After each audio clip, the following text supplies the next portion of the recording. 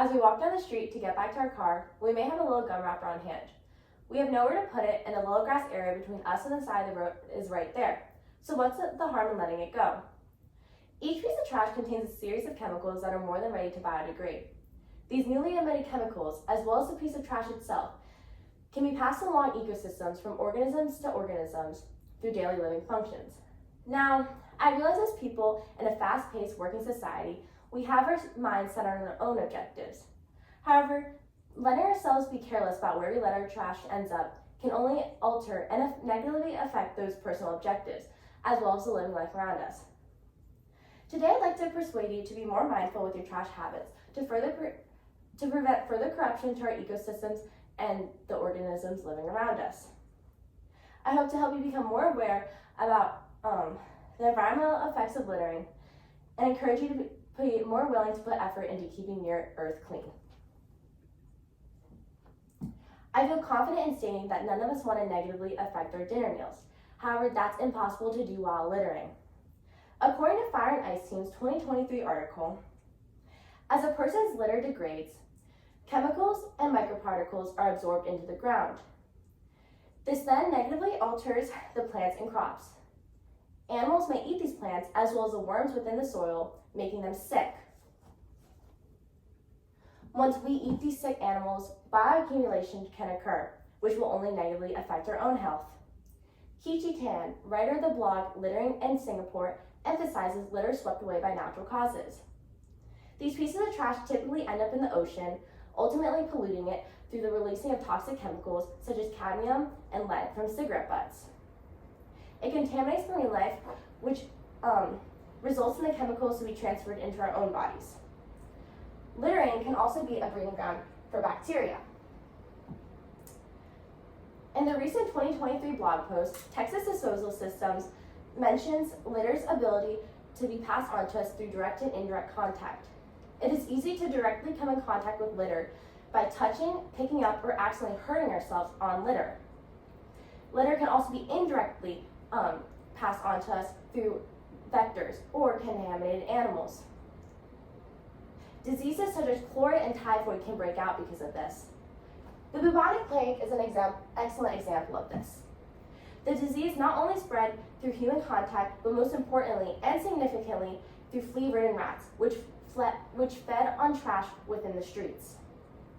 As people, we have the power to make a change and to set standards. So why not set those standards to better benefit our own health as well as the living creatures around us? Now, I'd like you to imagine if each person of our 7.9 billion population dropped a plastic water bottle into the ocean. This isn't even close to the amount of trash floating in our waters. I've mentioned that trash can be blown or washed away through natural causes. According to United Nations, it is estimated that 13 million metric tons of trash is floating in our waters, and 80% of trash is from litter. This is equivalent to a garbage truck's load of trash being dumped into the water each minute.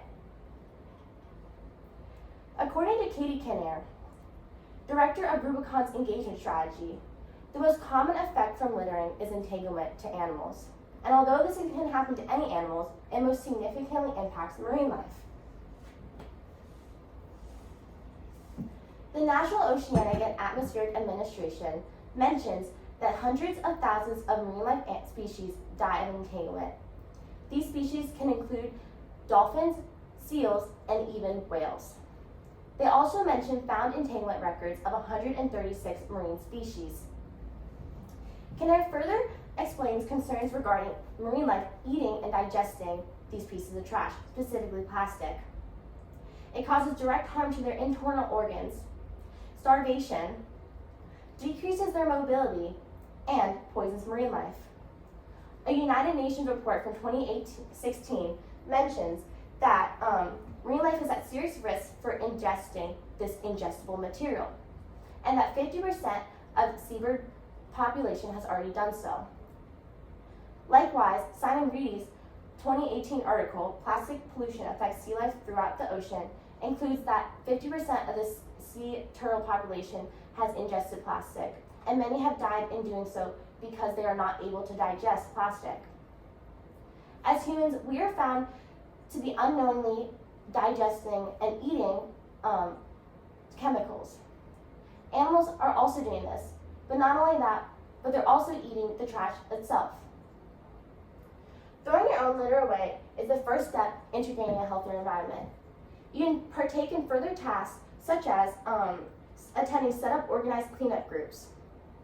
Websites such as Meetup can make it easy to find set-up cleanup groups within your community. Increasing the number of disposable bins within your area also will help decrease the chances of littering. I hope in speaking to you today, I've made you more aware of the consequences of littering and how your hand plays a toll in it. I hope you become more conscious of where you let your trash end up and work towards making your community cleaner and safer for not only yourself, but the living creatures around us. Every action makes a difference. Thank you.